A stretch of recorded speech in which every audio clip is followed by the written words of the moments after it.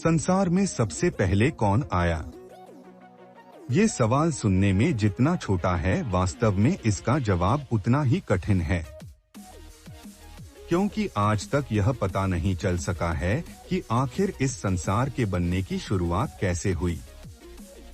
यदि आप भी इस सवाल का जवाब जानना चाहते हैं कि दुनिया में सबसे पहले कौन आया था, तो हम आपको जानकारी देंगे कि दुनिया में सबसे पहले कौन आया और उसकी उत्पत्ति किस प्रकार से हुई। तो चलिए शुरू करते हैं। दुनिया में सबसे पहले कौन आया? दुनिया में सबसे पहले कौन आया, इस बारे में आपको जानकारी दें।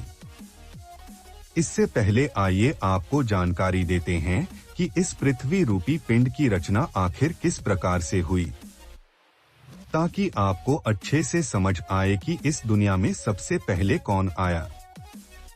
दरअसल बात करोड़ों वर्ष पहले की है।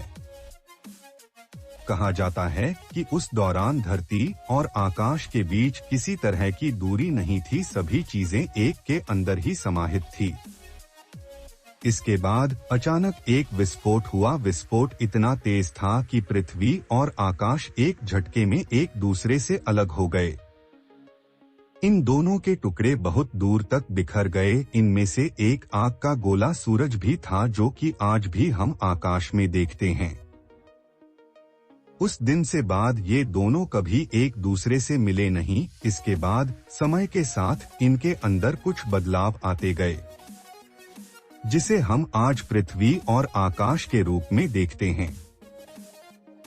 विज्ञान के अनुसार दुनिया में सबसे पहले कौन आया था?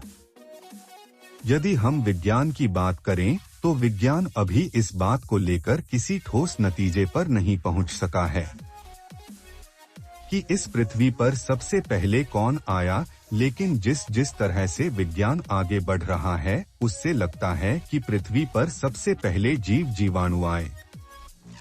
विज्ञान कहता है कि ये जीव जीवाणु पृथ्वी पर पैदा न होकर आकाश से उड़ते उड़ते आए थे, जिसके बाद ये पृथ्वी पर गिर गए। इसके बाद से लगातार पृथ्वी पर जीवों की संख्या बढ़ती ही गई, जो कि आज एक तरह से असंख्य हो गई है। यदि हम मान्यताओं के अनुसार बात करें कि पृथ्वी पर सबसे पहले कौन आया, जो इसमें देवी देवता के बाद इंसान का नाम लिया जाता है। मान्यताओं के अनुसार कहा जाता है कि पृथ्वी पर इंसान के पहुंचने की कहानी काफी रोचक है।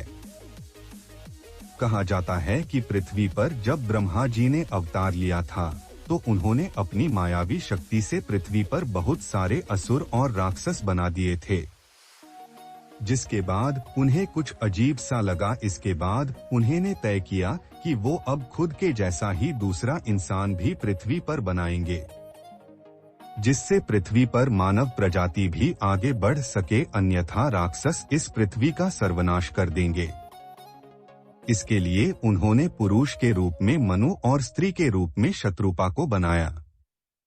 कहा जाता है कि एक केवल कोई एक व्यक्ति मात्र नहीं थे, बल्कि 10 लोगों के समूह में आए थे। इसीलिए हम लोग इन्हें मनु के रूप में जानते हैं, क्योंकि भगवान ब्रह्मा को पता था कि मानव प्रजाति को आगे बढ़ाने के लिए जरूरी है कि पृथ्वी पर एक नर और नारी हो। कहा तो यहाँ तक जाता है कि इसी नाम को देखते हुए आज हम लोग इंसान को मनुष्य और उसी को अंग्रेजी में मैन कहते हैं। तब से लेकर आज तक लगातार पृथ्वी पर मनुष्य प्रजाति बढ़ती ही जा रही है, जो कि आज न सिर्फ पूरी दुनिया में फैल चुकी है, बल्कि इसकी संख्या भी अरबों और खरबों में पहुंच चुकी है।